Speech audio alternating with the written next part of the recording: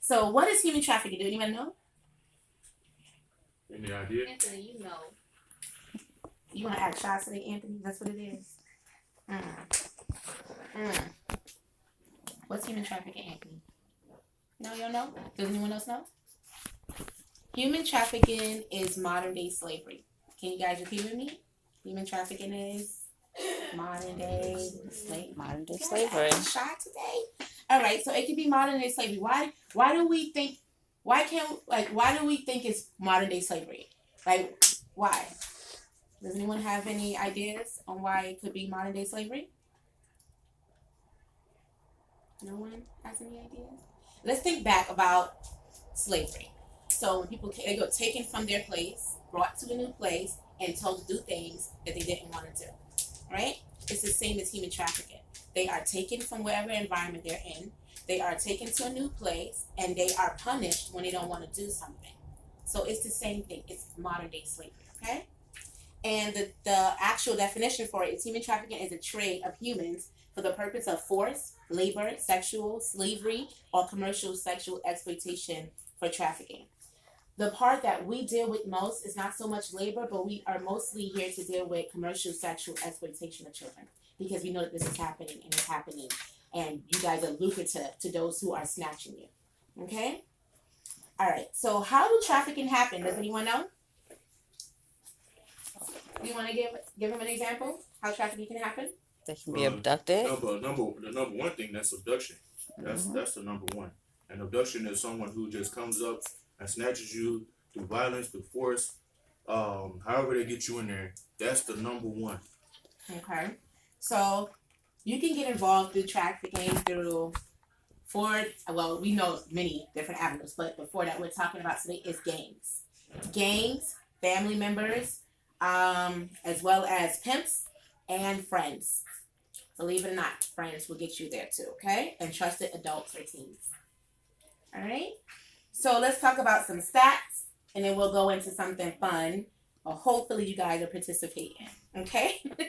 So the most vulnerable children in New York City, and there's a study that happened with the FBI, and they have given us some stats, some numbers. So African Americans and Latinos make up 52% for those who are arrested for prostitution. Okay? Now they have a new law where it says, if the person is obviously being, puppeted to do the job, to go out there and be a sex worker of some sort, then they have now called it a misdemeanor, right? It's now a misdemeanor. And they can go through different avenues instead of just going directly to jail. Okay? And this is pertaining to teenagers, 12 through, I believe, 18. Okay? Also, the welfare system, meaning like those who are in ACS, those who are foster kids, those who are in group homes, homeless shelters for teens, their numbers make up 50% to 90%. That's huge within New York City. That is a huge number. Okay? And then we have refugees and migrants. They make up 76%. Can anyone tell me why? Why would a refugee or a migrant be a target? I think I know this. I wanted them to try and answer. You think you know, Anthony? Thank you.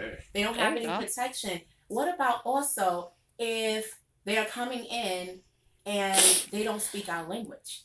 That's an easy target, right? Like if you could be saying, "Hey, let's go to this big old thing that we got going on," and it's something pertaining to human trafficking, and they don't speak our language, so then therefore they're just like, "Okay, I'll go with you," not really understanding what's happening, what's going on. Okay, so that's why they are targeted.